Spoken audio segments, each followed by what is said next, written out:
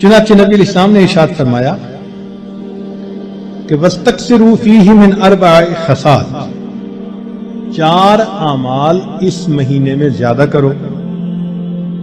خصلتین ترضون بہما ربکم وخصلتین لا غناء بکم عنہما، 2 عمل تو ایسے ہیں کہ جن سے تم اپنے رب کو راضی کرو، اور 2 عمل ایسے ہیں کہ تمہیں اس کے سوا چارہ ہی نہیں، مجبوری ہے تمہاری.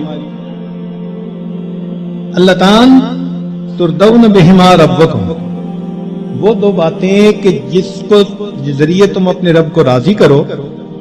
فشہادت اللہ الہ الا اللہ وتستغفرونہ، کلمہ یعنی کلمے کا ورد زیادہ کرنا، تحلیل زیادہ پڑھنا اور استغفار زیادہ پڑھنا.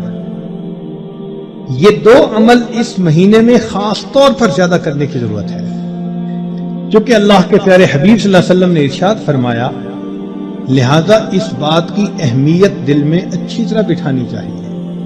تو لا الہ الا اللہ کی بھی کثرت کریں، کم از کم چند 100 مرتبہ دن میں پڑھ لیا کریں، اور ہمت والے تو 1000 دفعہ 2000. ایسے لوگ ہیں ہر دن میں رمضان کے 10,000 مرتبہ تحلیل پڑھتے ہیں. اس وقت ایسے لوگ ہیں رمضان المبارک کے ہر دن میں ایک قرآن مجید کی تلاوت مکمل کرتے ہیں. نوجوان ہیں، کما رہے ہیں.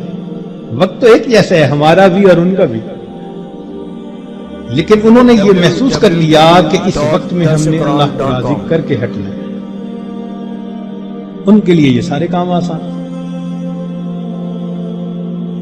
تو ہم چلو چند 100 دفعہ یا 1000 دفعہ ہی لا الہ الا اللہ کا ورد کر لیا کریں، اور اگر چلتے پھرتے عادت ڈال لیں تو سبحان اللہ کئی 1000 مرتبہ کرنا بھی آسان ہے.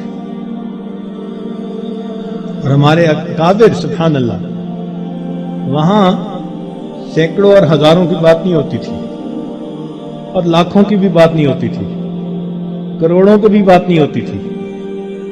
کروڑوں مرتبہ سے زیادہ دل کے اوپر لا الہ الا اللہ کی ضرب لگتی تھی، کروڑوں مرتبہ سے. دل کے اوپر کتنا نور ہوتا ہوگا. اللہ اکبر کر دیا. اور استغفار کی کثرت کریں.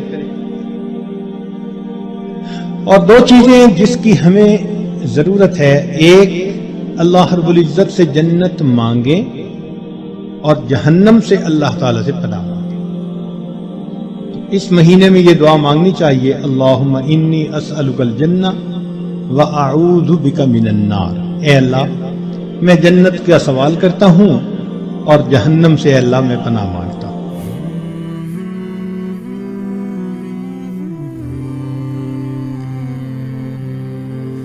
رمضان المبارک کی پر نور ساعتوں میں دیکھیے درسقرآن.com کے یوٹیوب اور فیس بک پر ہلال رمضان.